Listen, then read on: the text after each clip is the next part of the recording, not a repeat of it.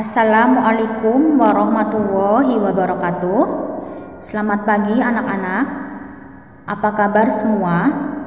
Semoga kalian semua dalam keadaan sehat ya. Marilah kita awali pembelajaran daring pada pagi hari ini dengan membaca bismillah. Bismillahirrahmanirrahim. Pada pembelajaran daring pagi hari ini, kita akan membahas mengenai teks cerita fantasi. Ada 4 materi pokok yang akan kita bahas, yaitu 1. Pengertian, 2. Ciri-ciri, 3. Jenis-jenis, dan 4. Unsur intrinsik teks cerita fantasi. Untuk materi yang pertama yaitu pengertian. Apakah di antara kalian ada yang sudah pernah mendengar apa itu teks cerita fantasi? Teks cerita fantasi adalah salah satu genre atau jenis cerita narasi yang memiliki kisah yang penuh dengan imajinasi dan khayalan yang melebihi realita. Jadi, cerita yang terdapat dalam teks cerita fantasi merupakan daya khayal atau imajinasi penulis yang tidak sesuai dengan kehidupan aslinya atau kehidupan nyata. Kemudian materi yang kedua adalah ciri-ciri teks cerita fantasi. Ada beberapa ciri teks cerita fantasi. 1. Cerita mengungkapkan hal-hal supranatural, kemisteriusan, kegaiban yang tidak ditemui dalam dunia nyata. 2. Tokoh dan latar diciptakan penulis tidak ada di dunia nyata atau modifikasi dunia nyata. Arti modifikasi yaitu cerita atau tokoh dan latar yang ada pada teks cerita fantasi ada pada dunia nyata tetapi sudah direkayasa agar tidak lagi sesuai dengan aslinya. Ciri yang ketiga yaitu tema fantasi adalah magic atau sihir, supranatural atau futuristik. Ciri yang keempat yaitu ide cerita terbuka terhadap daya khayal penulis, tidak dibatasi oleh realitas atau kehidupan nyata. Ide cerita biasanya merupakan irisan dari dunia nyata. Cerita yang ditampilkan kadang sederhana, namun dapat memberikan pesan yang menarik bagi pembaca atau penonton.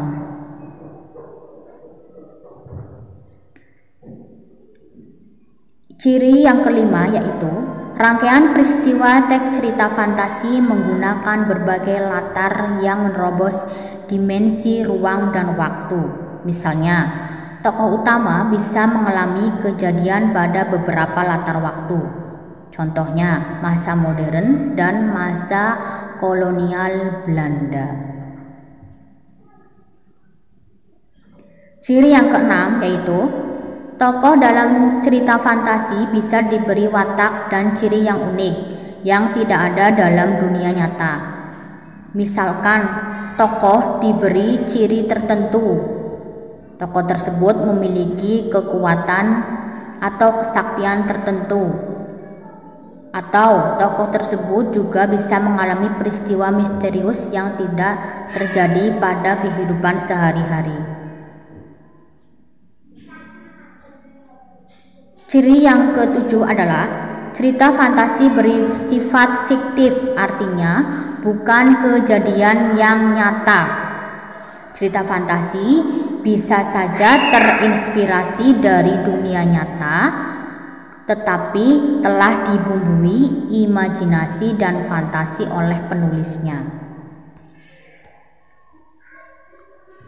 Kemudian ciri yang kedelapan atau yang terakhir adalah penggunaan sinonim dengan emosi yang kuat dan variasi kata yang cukup menonjol. Bahasa yang digunakan adalah bahasa yang variatif, ekspresif, dan menggunakan ragam percakapan. Karena teks cerita fantasi ini merupakan jenis teks sastra, jadi tidak menggunakan bahasa formal atau bahasa resmi. Materi yang ketiga yaitu jenis cerita fantasi. Cerita fantasi ada dua jenis, yaitu berdasarkan kesesuaiannya dalam kehidupan dan berdasarkan latar. Yang pertama, kita bahas yang berdasarkan kesesuaiannya dalam kehidupan. Ada dua jenis, yaitu satu, total. Artinya, semua yang terdapat pada cerita teks fantasi tidak ada di dunia nyata. Misalkan nama orang, nama objek, atau tempat terjadinya peristiwa itu seluruhnya merupakan rekaan dari pengarang. Jadi benar-benar tidak ada di dunia nyata. Sedangkan jenis yang kedua yaitu irisan. Berbeda dengan jenis teks cerita fantasi total, teks cerita fantasi jenis irisan mengungkapkan fantasi tetapi masih menggunakan nama-nama dalam kehidupan nyata. Jadi misalkan nama tempat, nama orang, atau tokoh yang mengalami peristiwa ada di dunia nyata, tetapi peristiwa yang dialami oleh tokoh tersebut sudah direkayasa oleh pengarang. Contoh cerita fantasi total, nanti bisa kalian baca cerita dengan judul Nataga The Little Dragon. Nataga The Little Dragon merupakan salah satu teks cerita fantasi total, karena seluruh nama tokoh, tempat, atau daerah yang terdapat dalam teks tersebut tidak ada di dunia nyata. Jadi seluruhnya merupakan rekaan dari pengarang atau penulis. Contoh yang kedua, cerita fantasi irisan. Nanti juga kalian bisa baca. Salah satu contohnya adalah cerita dengan judul Anak Rembulan. Pada tokoh dalam cerita Anak Rembulan itu nama orang, nama tempat atau daerahnya ada di dunia nyata, tetapi peristiwa yang dialami oleh tokoh telah dimodifikasi atau direkayasa oleh pengarang. Selanjutnya, jenis fantasi berdasarkan latar cerita. Ada dua jenis. Satu, latar waktu sezaman, berarti latar yang digunakan hanya satu masa, seperti fantasi masa kini, masa lampau, atau fantasi pada masa yang akan datang, atau bisa disebut juga futuristik. Kemudian jenis yang kedua adalah latar lintas waktu. Jika tadi latar waktu sezaman hanya menggunakan satu waktu, pada jenis latar lintas waktu, cerita fantasi menggunakan dua latar waktu yang berbeda. Misalkan masa kini dengan masa zaman prasejarah atau masa lampau, atau masa kini dengan masa 40 tahun mendatang atau futuristik. Cerita Nataga The Little Dragon merupakan salah satu teks fantasi yang menggunakan latar waktu sezaman. karena dalam cerita tersebut hanya menggambarkan satu waktu saja, yaitu masa kini atau masa sekarang. Sedangkan teks dengan judul Anak Rembulan merupakan salah satu contoh teks fantasi yang menggunakan latar lintas waktu, karena tokoh utama atau pemeran utama mengalami peristiwa dalam dua waktu yang berbeda. Materi pokok yang keempat yaitu unsur intrinsik teks cerita fantasi. 1. Ide cerita. Ketika kalian akan membuat sebuah teks cerita fantasi, kalian harus menentukan ide ceritanya terlebih dahulu, karena ide tersebut akan menjadi dasar atau acuan untuk mengembangkan suatu cerita secara utuh. 2. Tokoh dan penokohan. Tokoh artinya pemeran atau pelaku di dalam sebuah cerita. Sedangkan penokohan artinya itu karakter atau watak yang dimiliki oleh seorang pemeran atau pelaku di dalam suatu cerita. Tokoh dan penokohan sendiri memiliki 3 jenis, yaitu 1. Tokoh antagonis.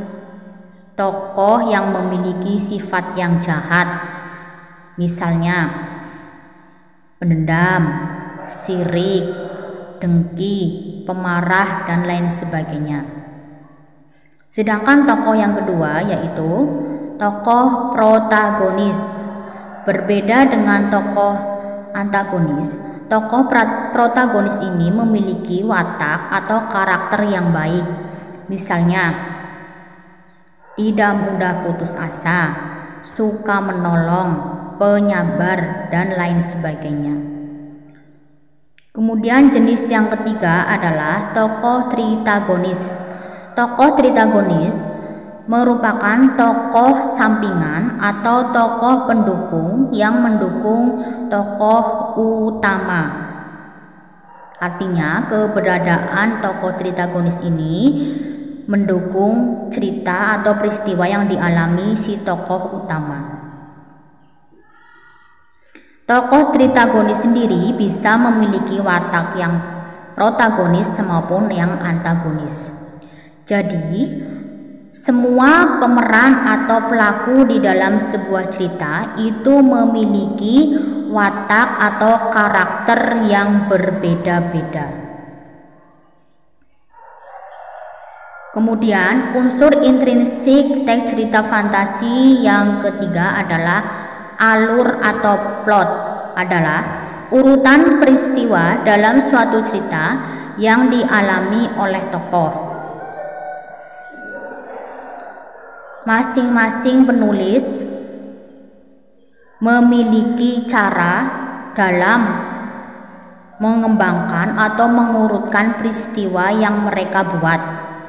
Alur sendiri jenisnya ada 2, yaitu alur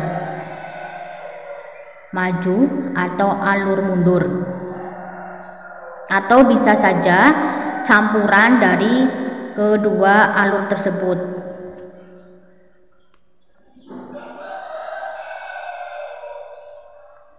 Unsur intrinsik teks cerita fantasi yang keempat yaitu latar. Latar mencakup 3 hal, yaitu tempat. Tempat artinya di mana peristiwa itu terjadi. Misalkan penulis menyebutkan nama daerah tertentu yang bisa saja ada di dunia nyata atau sama sekali tidak ada di dunia nyata, artinya merupakan rekaan dari penulis. 2. Waktu. Waktu dalam teks cerita fantasi bisa menggunakan waktu sekarang, waktu yang akan datang, atau bahkan waktu lampau atau masa lampau. Sedangkan hal yang ketiga yaitu suasana. Suasana itu keadaan yang digambarkan dalam suatu cerita. Contoh suasana yaitu menegangkan, mengharukan, menggembirakan. Jadi setiap pengarang atau penulis itu dalam membuat cerita, mereka membuat suasana yang dapat menarik perhatian pembaca atau pendengar agar terbawa dalam keadaan yang dialami oleh tokoh dalam sebuah cerita.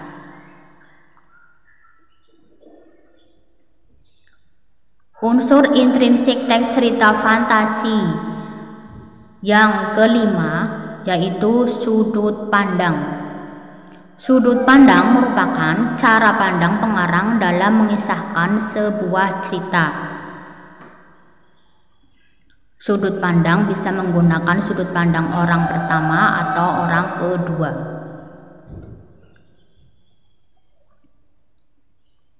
Unsur intrinsik teks cerita fantasi yang terakhir atau yang keenam yaitu amanat.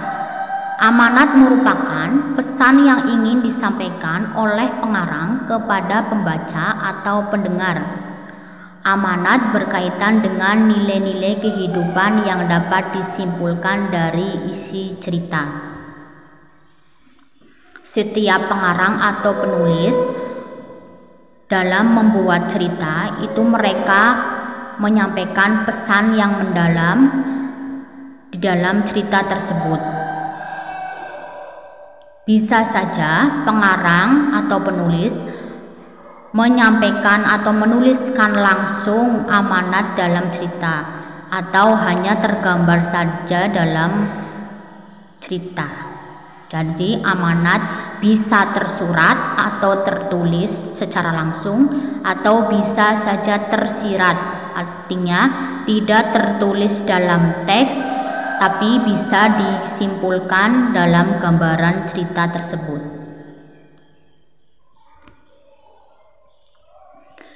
Demikian pembahasan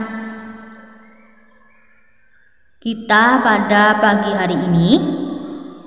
Untuk tugas pertemuan berikutnya, saya akan memberikan tugas kalian untuk membaca materi tentang struktur dan kaidah bahasa teks cerita fantasi pada buku siswa halaman 60 sampai dengan 65. Kemudian, buatlah minimal 2 pertanyaan berkaitan dengan materi tersebut. Demikian tadi materi teks cerita fantasi yang dapat saya sampaikan.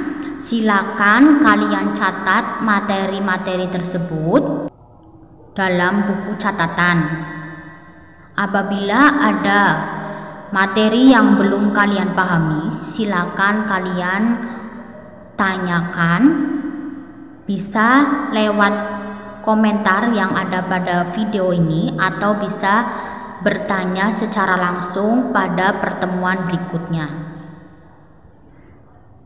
Sebelum saya akhiri pembelajaran daring pada pagi hari ini, saya akan memberikan tugas untuk pertemuan berikutnya.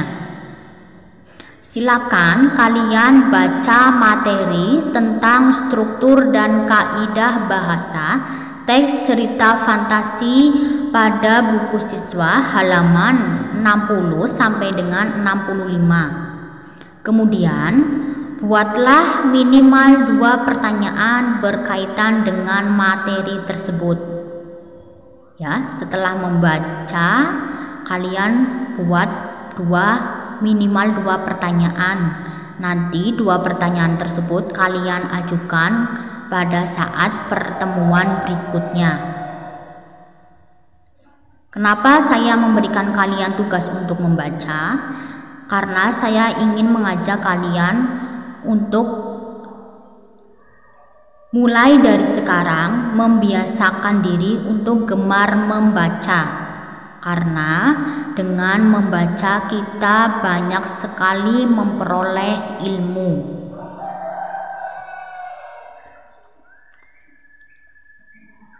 Ada kalimat menarik yang saya petik tentang membaca, yaitu bacalah karena buku adalah jendela segala rasa.